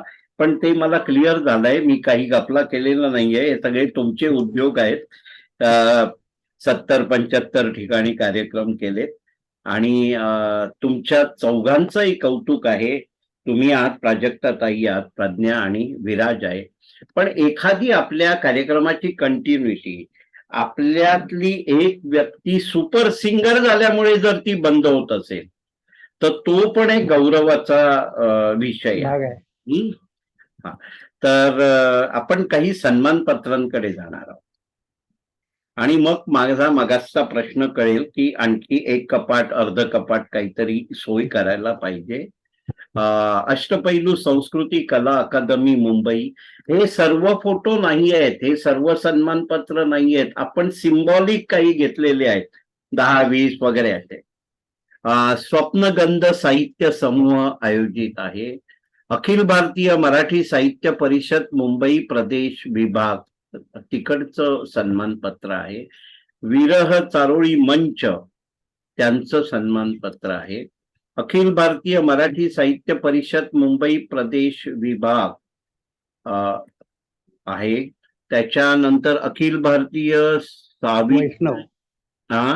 वैष्णव कला साहित्य मंच अभंग लिहायचं होतं, त्याच्यात प्रथम पारितोषिक आहे. अरे वा वा वा वा, हा एक नवीन अंग कळलं ना, अभंग लेखन. त्याच्यानंतर माझी लेखणी साहित्य मंच अंतर्गत हा गुरुपौर्णिमा सन्माननीय प्रफुल्ल अनंत साने. माझी लेखणी साहित्य समूह शहापूर जिल्हा ठाणे, पाऊसदारा साहित्य चारोळी मंच प्रफुल्ल साने. हे एक आगळं वेगळं सर्टिफिकेशन आहे, ते दिलेलं आहे स्टोरी मिररने, ऑथर ऑफ द इयर 2022 म्हणून. This certificate is proudly presented to Praful in recognition of his her participation in the Author of the Year Award 2022. स्वप्नगंध साहित्य समूह, त्यांच्यातर्फे सन्मानपत्र आहे. साहित्य माझे जीवन समूह, त्यांच्याकडून सन्मानपत्र आहे. पर्यावरण विषयक दुहेरी चारोळी लेखन स्पर्धा, त्याच्यामधलं प्रथम स्थान आहे. हे स्मृतिगंध या संस्थेने दिलाय. आपल्याला माहिती आहे की आपल्या मृदुला राजे आणि त्यांची मुलगी कुमारी प्राची राजे हे स्मृतिगंध चालवत आहेत आणि कोविडच्या काळात त्यांनी शेकडो महिलांना साहित्याच्या जवळ आणलं, इतरही काही बाबीमध्ये एकत्र आणलं आणि त्या संस्थेकडून हे त्यांना प्राप्त झालेलं आहे. अष्टपैलू संस्कृती कला अकादमी मुंबई, अष्टपैलू काव्यभूषण राज्यस्तरीय गौरव पुरस्कार सन्मान. हम्म. आता आपण फोटोंमध्ये इथे थांबतो, पण मगाशी तुमची ओळख आपण बघितली, त्याच्यात दोन गोष्टी राहत आहेत. एक म्हणजे तुम्ही लेखनाकडे वळला 3 वर्षापूर्वीपासून.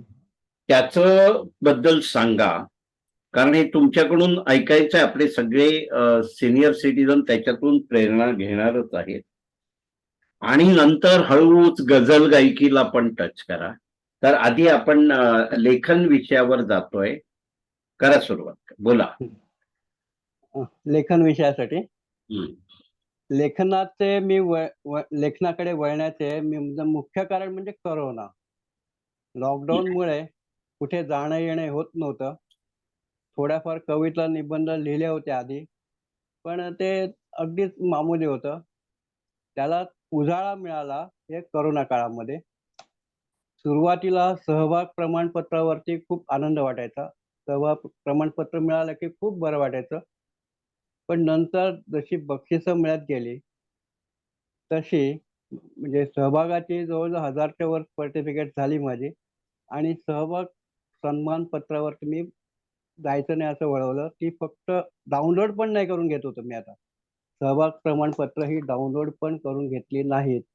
म्हणजे ती प्रिंट आउट काढणं प्रश्नच नाही येते. उत्तेजनार्थापासून सर्वोत्कृष्ट, मी खालच्यापासून सुरुवात करते. उत्तेजनार्थापासून सर्वोत्कृष्टपर्यंत मी बरीचशी सन्मानपत्र, अगदी 400च्या वर झाली असतील ती कमीत कमी, अशी मिळाली, आणि ती मी प्रिंट आउट काढतोय आता. तिचा नंबर कमी असल्यामुळे जरा ती जागा कमी लागते त्याला. तर त्यामध्ये कविता आहेत. कवितेचे वेगवेगळे प्रकार, म्हणजे वेगवेगळे म्हणजे खूप वेगवेगळे प्रकार आहेत.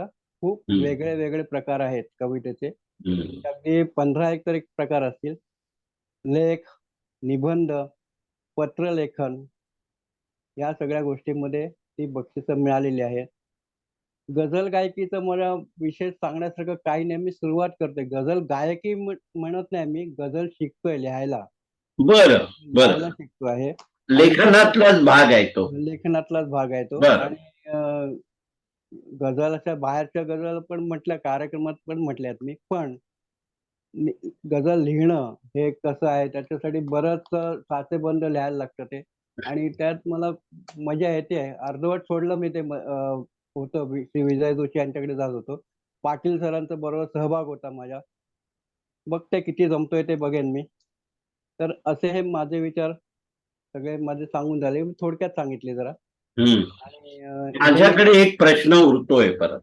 हा, बोला. तुम्ही लेखन या विषयाकडे गेले 3 वर्षापासून जरी वळलात, तुम्ही कवितांचे 15 प्रकार सांगितले आणि सर्व प्रकारचं लेखन, आणि तिथून गझल लेखन.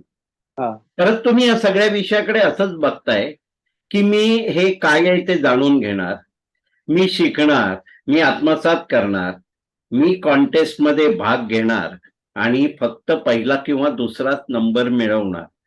त्याच्यानंतर कोणी काय आम्हाला कौतुक केलेलं नको आहे.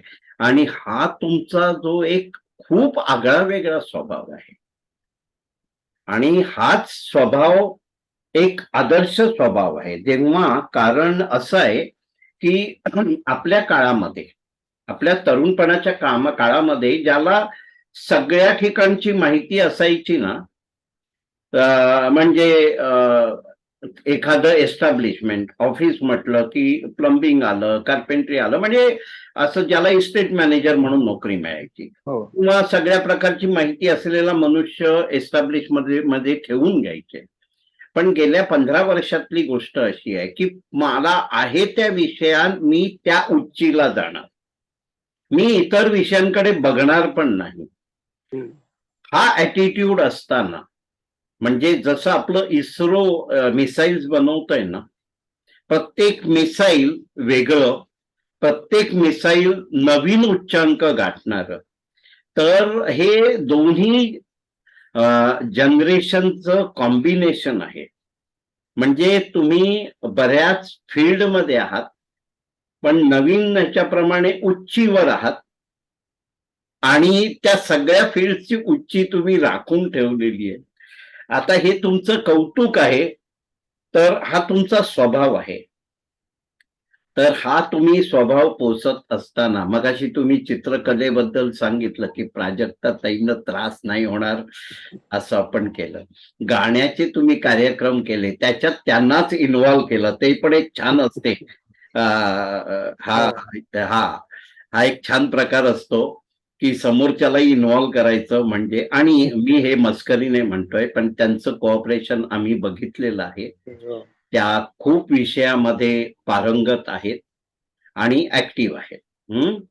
तर हे जे जिंकण्याचं आहे, तर त्याबद्दल आम्हाला सगळ्यांना एक नेहमी कुतूहल आहे की आम्ही म्हणतो सिनियर सिटीजन मध्ये आम्ही कला जोपासतो सगळे, जे प्रत्येकाने जोपासली पाहिजे, जे जोपासत नसतील त्यांनी पण. कारण प्रत्येकाला देवानी तेवढा वेळ दिलेला आहे आणि कला जोपासल्यामुळे आपल्याला वेळ नाही राहत आपल्या डोक्याला कोणाची निंदा नालस्ती, कोणापासून नाराज होणं, कोणाला नाराज करणं, या कशाही गोष्टीसाठी वेळ राहत नाही. ती ज्येष्ठांची एक भूक आहे. पण सगळ्या ठिकाणी जिंकायचं, हा जो तुमचा ज्याला ऍटिट्यूड म्हणतो, त्याच्याबद्दल थोडं बोला. अं, अगदी सगळ्या ठिकाणी जिंकणं शक्य नसतं हो. तुम्ही म्हणताय ते प्रयत्न करायचा आणि एक्झॅक्टली. प्रयत्न करायचा. जिंकू याची खात्री असते नसते, पण जिंकू शकत नाही सगळीकडे. पण ते शक्य कर, त्यातच खरी मजा आहे ना. आपल्याला जे ज्या ठिकाणी आपण जातोय वळतोय आणि त्यात आपण 4 जण आहेत, तर 4 जणांमध्ये वरचा नंबर घेणं, यामध्ये यामध्ये जो आनंद मिळतो तो खूप वेगळा आहे. आणि म्हणजे त्याला येतं तर ते मला का येत नाही. या एक्झॅक्टली. सगळ्या गोष्टीमध्ये ते होऊ शकत नाही. आता मिस्त्री सर ज्याप्रमाणे ते चित्र काढतात तशी मला येत नाही, ती माझी खंत आहे. पण ते मी करू शकत नाही, त्या गोष्टी मी सोडून देतो. बाकी जे जमतील, आता गझल लिखाण करणं, हे तेवढं अजूनही जमत नाहीये मला. मी प्रांजळपणे कबूल करतो की तेवढं अजून, पण मी प्रयत्न करतो आहे. त्याच्यामध्ये यश येईलच. असं नाही की ते सोडून देणार म्हणून. पण सगळीकडे यश मिळेल असं नाही, सगळीकडे पहिला नंबर मिळेल असं नाही. कारण बरेच जण त्यामध्ये अगदी हे रुळलेले असतात. तर त्यांना बाजूला करून आपण पुढे जाऊ शकतो, नाही शकतो, आपल्या मेहनतीवरती आहे ते. आणि कविता लेखन करताना सुद्धा मी एक सांगतो की कधी-कधी सहजपणे, उत्स्फूर्तपणे लिहिले जातात. म्हणजे अगदी 8, 10, 15, 20 ओळी पटापट लिहिल्या जातात. आणि कळत नाही की आपल्याला हे कसं सुचलंय. मी आता एक उदाहरण देतो की अवयवदान आणि रक्तदान यावरती एक 2 मिनिटं घेतो, जास्ती नाही. बोला ना. त्यावर पत्रलेखनाचा हे होतं, विषय होता, स्पर्धा होती सिंधुदुर्गमध्ये. त्या म्हणजे त्यांना हे पाठवायचं होतं, कुरिअर करून पाठवायचं होतं. तर ते मी कधीतरी वाचेन आपल्या सादरीकरणामध्ये 2-3 भागामध्ये, कारण ते मला वाटतं 6-7 पानी पत्र आहे ते. आणि ते पत्र नंतर आता जेव्हा मी वाचतो ते पत्र, तर कधी-कधी प्रश्न पडतो की ते मीच लिहिलं आहे का? ते वा कसं लिहिलं? त्यावेळी एवढे कसे विचार आले माझ्या मनात? वा वा. ते मी कधीतरी सादरीकरणामध्ये करीन. पण असे बरेच प्रसंग येतात की ते मलाच आश्चर्य वाटतं की मी हे कसं लिहिलं असेल त्यावेळी. पण एक वेगळी गोष्ट झाली ती. आणि प्रत्येक ठिकाणी पहिला नंबर येईलच किंवा दुसरा नंबर येईलच, यश मिळेलच असं नाही. पण त्यामध्ये भाग घेणं आणि चांगल्या प्रकारे भाग घेणं, यामध्ये मला खूप महत्त्व आहे. हेच एवढंच. तर तुमच्याकडून अपेक्षित होतं की नवनवीन जे आपल्याला शक्य आहे किंवा जे दुसऱ्याला शक्य आहे आणि मला का शक्य नाही, हो. या गोष्टींना हात घालायचा, त्याच्यात अभ्यासपूर्वक त्याच्यात राहायचं, त्यालाच आपण व्यासंग म्हणतो. आणि हा जो व्यासंग शब्द आपल्या आजच्या कार्यक्रमासाठी घेतलाय त्याचं ते मूळ आहे. फक्त इथे छंद व्यासंग म्हटलंय, पण छंदाचं प्लुरल म्हणजे अनेक छंद कसं लिहायचं, ते छंद या शब्दामध्ये प्रोव्हिजन नाही आहे. आजच्या कार्यक्रमाचं नाव आहे छंद व्यासंग. आणि व्यासंग म्हणजे काय, जे दुसऱ्याला येतं ते मला का येत नाही, येऊ शकतं का, ही पहिली त्याची सचोटी आहे तुमच्या एवढ्या छंदांमधून. आणि त्याच्यानंतर त्याचा सखोल अभ्यास करणं, त्याच्यातले जे मास्टर आहेत ते का मास्टर आहेत याचा वेध घेणं आणि त्या संदर्भात असलेल्या सगळ्या स्पर्धांमध्ये भाग घेणं आणि स्पर्धामध्ये भाग घेताना मी अत्युच्च स्थळ गाठीन हे मनाशी ठेवणं आणि एकदा स्पर्धेला आपला परफॉर्मन्स दिला की मग नंबर कितवा मिळतोय हे आपल्या हातात नाही ह्याची जाणीव ठेवणं. पण जर नंबर नाही मिळाला अव्वल नंबर तर परत त्याच्यावर काम करणं आणि अव्वल नंबराच्या दिशेने जाणं. ह्याच्यातून तुम्ही एवढे सगळे संदेश देतच आहात, पण आणखी एक महत्वाचा संदेश देताय की शर्यत आपल्या स्वतःशी पाहिजे, आहे. इतरांशी नाही. हम्म. आणि आज हा छान कार्यक्रम. आणखी तुम्हाला काही बोलायचंय थोडं? हो, एक बोला शेवटचे 2 वाक्य बोला बोला. की असे जे माझे विचार आहेत भरकटलेले म्हणा कसेही म्हणा, पण अनुभव आणि विचार हे थोडक्यात सांगायचा मी प्रयत्न केला. सर्वांनी ते ऐकून घेतले त्याबद्दल मी उपस्थित सर्वांचे आणि विशेष करून हा कार्यक्रम सादर करण्यासाठी प्रोत्साहन देणाऱ्या म्हणजे मागे लागणाऱ्या श्री खानोलकर सरांचे खूप खूप आभार मानतो. धन्यवाद. सगळ्यांना धन्यवाद. आणि मीही हे सन्मानाने सांगतोय की त्यांनी मला फार नम्रतापूर्वक सांगितलं होतं, "हो, मला माझ्याबद्दल बोलायला आवडत नाही." पण त्यांना म्हटलं की हा इतरांसाठी प्रेरणादायी आहे आणि तुम्ही एवढे छंद जोपासतायत आणि त्याचा किस काढतायत, म्हणजे अगदी कमी शब्दात बोलायचं झालं तर हा गुण पण आपल्या सगळ्या सिनियर्स पर्यंत पोहोचला पाहिजे. आणि हा उपस्थितांपुरता मर्यादित नाही आहे. हा कार्यक्रम युट्यूबवर असेल आणि त्याचा लाभ सगळे घेतील.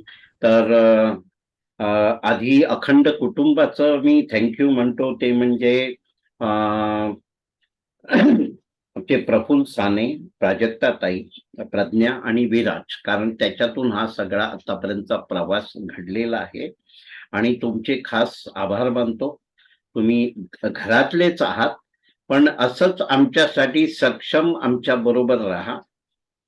आणि तुम्ही राहणार आहेत हे माहिती आहे, कारण तुमचा स्वभाव नाही आहे. पण जेव्हा अंताक्षरी स्पर्धा आली, तुम्ही लीड घेतलात आणि आपल्या जवळजवळ 17-18 लोकांना घेऊन त्याच्यावर ऑनलाईन आपण 5 शिक्षणाचे कार्यक्रम घेतले. 6वा बागेत घेतला आणि त्या स्पर्धेला सगळेजण ज्या स्फूर्तीने गेले, सकारात्मकतेने गेले, त्याचं आम्हाला अनुभव आहे. त्याच्यानंतर हल्ली आपण अंताक्षरी स्पर्धा घेतली, ती सगळी तुम्ही छान रीतीने कंडक्ट केली.